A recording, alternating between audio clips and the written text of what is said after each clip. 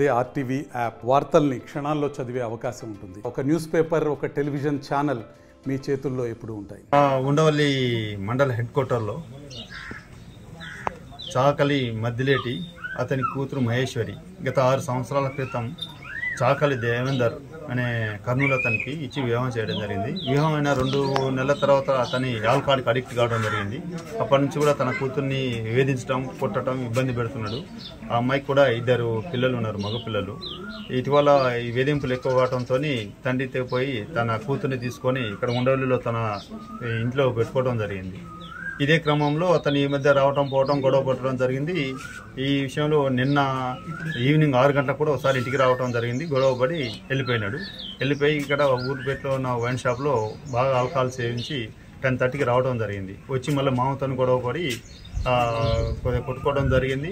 ఆ తర్వాత ఇంట్లో పడుకున్నాడు, బయట మామగారు పడుకున్నారు. అతని కూతురు పక్కన ఎవరైతే చంపారో అక్యూజుడు అతని తల్లి ఇంట్లో పడుకున్నది.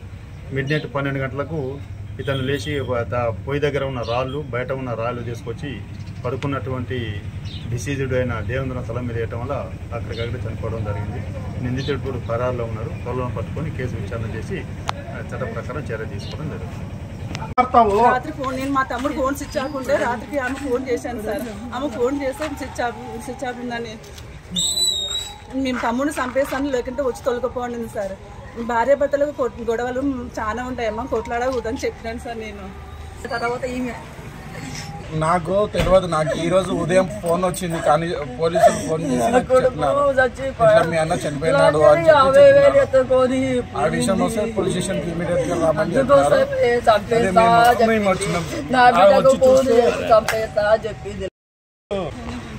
అదే మేము ఫస్ట్ పోలీసుల ద్వారా ఫోన్ చేసి తెలిసింది. మొబైల్ క్యాంటీన్ నడుపుకుంటుంటే ఫోన్ చేసి తెలిసింది. నాకు తెలిస్తే మా అమ్మకు ఫోన్ చేసి ఇట్లా సంగతి అమ్మ ఇలా అని చెప్పినాను.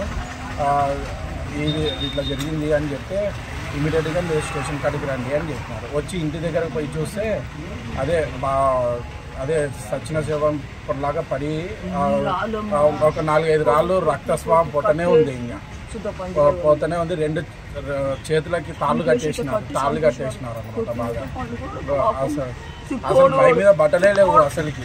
మళ్ళీ బట్టలు ఎక్కించినట్టు ఇంకా ఏం గొడవ లేకుండా నేనంటే ఇంకా దూరం ఉన్నాను సార్, సపరేట్గా ఉన్నాను. మనకు తెలియదు.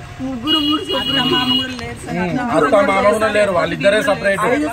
వాళ్ళిద్దరే సొంత ఇంట్లో ఉంటారు. మళ్ళీ భార్యకున్న కట్టారు, ఏం కట్టారు, సొంత ఇల్లే వాళ్ళకే వదిలేసినాం. మళ్ళీ మేము అసలు అడగలే.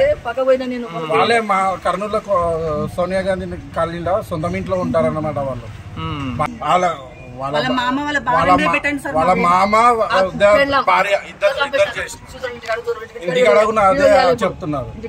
వాళ్ళ ఇంటి దగ్గర కూడా అదే చెప్తున్నారు. రాత్రి ఫోన్ చేసి మా అక్కకు ఫోన్ చేసి చెప్పిందంట, ఏమని చంపేస్తాం నీ కొడుకుని అని చెప్పిందంట. మా అక్కకు ఫోన్ చేసి మీ తమ్ముడిని చంపేస్తాం మేము అని చెప్పిందంట. నా కొడుకు బేసారం వచ్చినాడు, 3 పిల్లలు దొరికొచ్చినాడు. తండ్రి బిడ్డ ఇద్దరు కలిసి రాళ్ళతో కట్టేసి చంపినారు. నాకు రాలైతే చంపేస్తారు సార్. నా కొడుకుని చంపేస్తారు సార్. తండ్రి బిడ్డ చంపేసినారు సార్. నాకు పోలీసులకు ఫోన్ చేసి చెప్పినారు సార్.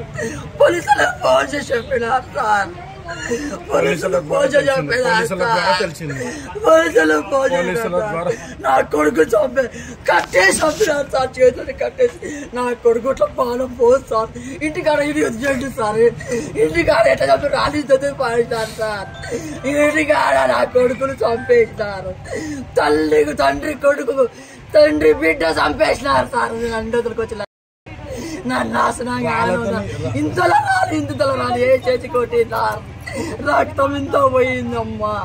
నా కొడుకు చచ్చతోడు కాదు, కట్టే కుట్టే చేతులు కట్టేసి చంపేసినారు సార్. వాళ్ళకి ఏమైనా గొడవలు ఉన్నాయా? ఏం లేదు సార్. అది 15 రోజులు పోతకు తొలకొచ్చుకొని కాపురం చేపించుకోండి నా కొడుకు. అది రైల్వే స్టేషన్ లో 2 రోజులు పట్టుకుంటే నా కొడుకు కాపురం చేపించుకోండి సార్. ఇంత బాగా చూసుకొని ఇంట్లో తమ్ముడు పని చేయకుండా హోటల్లో పని చేసి బతికి సాకినాడు పిల్లాడే. పనికి పోకుండా ఇంట్లో చూడండి ఎట్లా ఉంటుందో. మరిన్ని వీడియోస్ కోసం ఛానల్ ని సబ్స్క్రైబ్ చేయండి. లేటెస్ట్ అప్డేట్స్ కోసం వాట్సాప్ ఛానల్ ని ఫాలో చేయండి. అండ్ లింక్ డిస్క్రిప్షన్ లో ఉంది.